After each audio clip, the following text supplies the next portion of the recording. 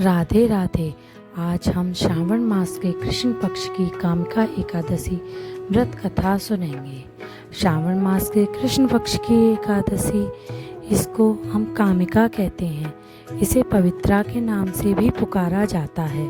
प्रातः स्नान आदि से निवृत्त हो भगवान विष्णु की प्रतिमा को पंचामृत में स्नान करा के भोग लगाना चाहिए। आचमन के पश्चात धूप दीप चंदन आदि सुगंधित पदार्थों से आरती उतारनी चाहिए। भगवान कृष्ण बोले, हे युधिष्ठिर, सावन मास के कृष्ण पक्ष की एकादशी को हम कामिका कहते हैं। इसका महात्म लोक हितार्थ। एक समय देवर्षि नारद ने पितामह भीष्म से पूछा। उन्होंने इस व्रत में भगवान विष्णु की पूजा कही थी।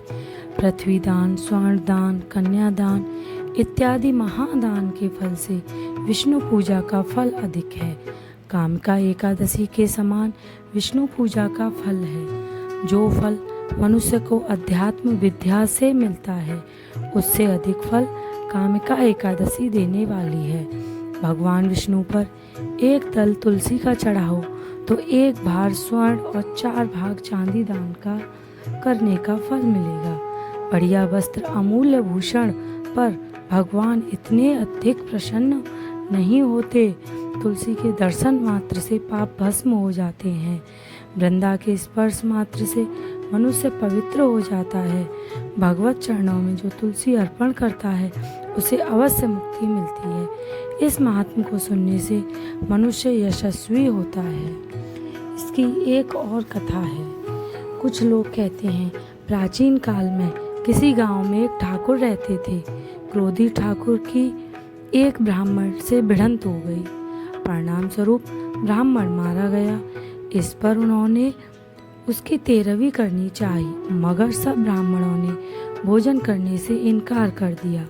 तब उन्होंने सभी ब्राह्मणों से निवेदन किया कि हे भगवान, मेरे पाप कैसे दूर हो सकते हैं। इस प्रार्थना पर उन सब ने उसे कामिका एकादशी व्रत करने की सलाह दी। ठाकुर ने वैसा ही किया। रात्रि में भगवान की मूर्ति के पास जब शयन कर रहा था, तभी एक स्वप्न हुआ। स्वप्न में भगवान ने कहा, हे ठाकुर, तेरा पाप सब दूर हो गया। अब तू ब्राह्मण की 13वीं कर सकता है। तेरे घर सूतक नष्ट हो गया। ठाकुर 13वीं करके ब्रह्म हत्या के पाप से मुक्त हो विष्णु लोक को चला गया।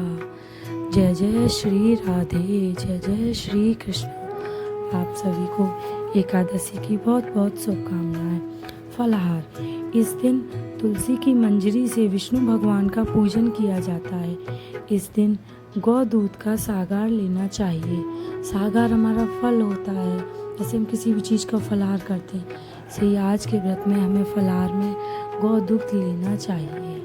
उम्मीद है आप सबका व्रत अत्यंत ही अच्छे और सुगम तरीके से होगा। भगवान विष्णु आप पर अति कृपा करें। राधे राधे। कहानी पसंद आई हो तो चैनल को लाइक, सब्सक्राइब एंड शेयर करें।